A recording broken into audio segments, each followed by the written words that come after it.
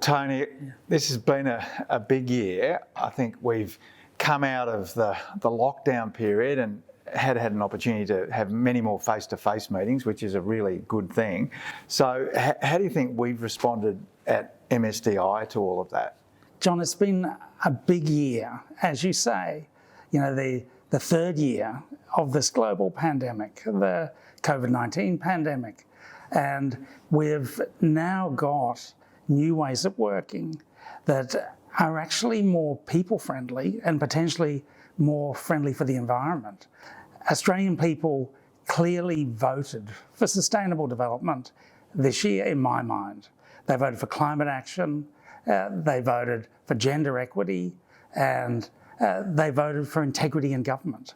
That's really positive for the kind of work we do at MSDI, because it means there's the community's ready for change, and our governments and across society, people are ready for change. One important thing to highlight, John, is that the central tenet of sustainable development is concern for the well-being of future generations, and that's a foundation for all Indigenous people, thinking generations ahead.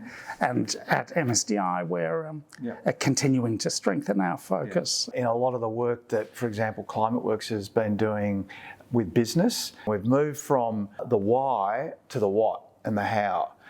We're seeing a real enthusiasm in some quarters to translate the mission of climate action into real action on the ground. And MSDI and ClimateWorks has an opportunity to really help with that pathway. One of the things in particular that we're seeing is a rising interest in what we offer in education at MSDI, whether that's students at Monash or whether it's more generally in terms of executive education, continuing professional development for people who are already in the workplace.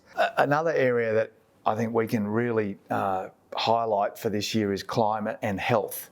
The connections between climate change and health aren't always understood by people. Those devastating bushfires in 2019, 2020 made clear to us all that our climate's changed and it's affecting our health and the health of many other species. So that's now in people's consciousness, and our health departments are increasingly engaged in responding to those health impacts, but also starting to think about how they can reduce the carbon footprint of the work they do. It has been a big year, and it's also been a big year of achievement.